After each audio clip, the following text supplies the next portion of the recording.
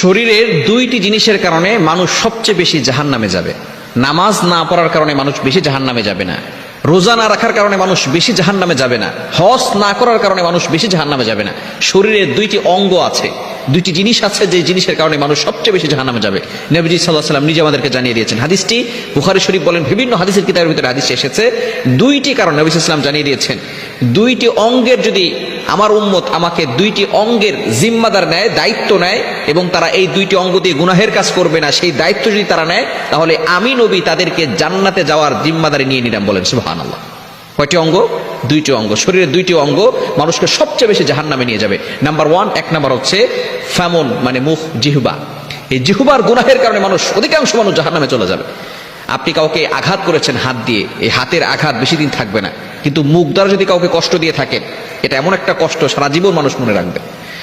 এই জন্য নবীজি সাল্লাল্লাহু আলাইহি সাল্লাম জানিয়ে দিয়েছেন, মুসলিম শরীফের হাদিস, আল মুসলিমু মান সালিমাল মুসলিমুনা মিন লিসানিহি ওয়া ইয়াদিহি।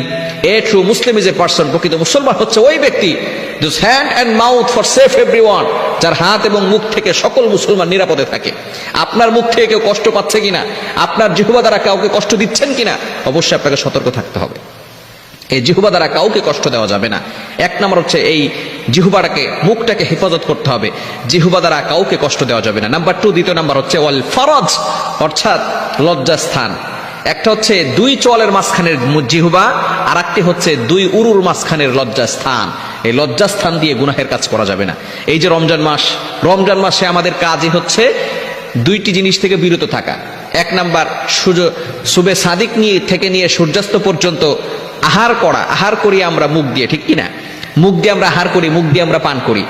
সুবে সাদিক থেকে নিয়ে সূর্যাস্ত পর্যন্ত আহার করা থেকে এবং স্ত্রী সহবাস থেকে নিজেকে বিরত রাখার নাম হচ্ছে রোজা। এখন মূল কথা হচ্ছে, আপনি রোজা ঠিকঠাক মতো রাখতে পারছেন কি পারছেন না? আপনি আপনার মুখের দ্বারা গীবত করছেন না তো?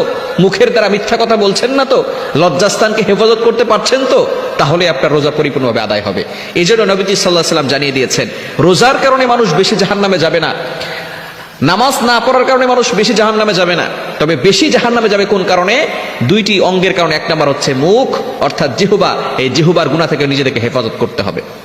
খবরদার, আপনি কাউকে অন্যায়ভাবে জোর করে, জুলুম করে মুখের দ্বারা কষ্ট দিবেন না। ভালো করে মনে রাখেন, আপনি মানুষের মন ভেঙে দেওয়াটা কত বড় কষ্টের।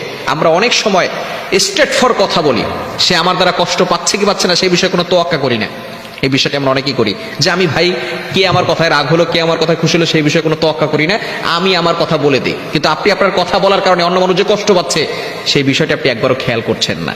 হ্যাঁ, সংশোধনের বিষয় হচ্ছে আলাদা। কেউ ভুল কাজ করছে, তাকে সংশোধন করবেন, সেটাও আদবের সহিত সুন্দর করে, যাতে করে আপনার সংশোধনীয় বার্তা সে ভালো করে শুনে, এটা আপনাকে খেয়াল রাখতে হবে।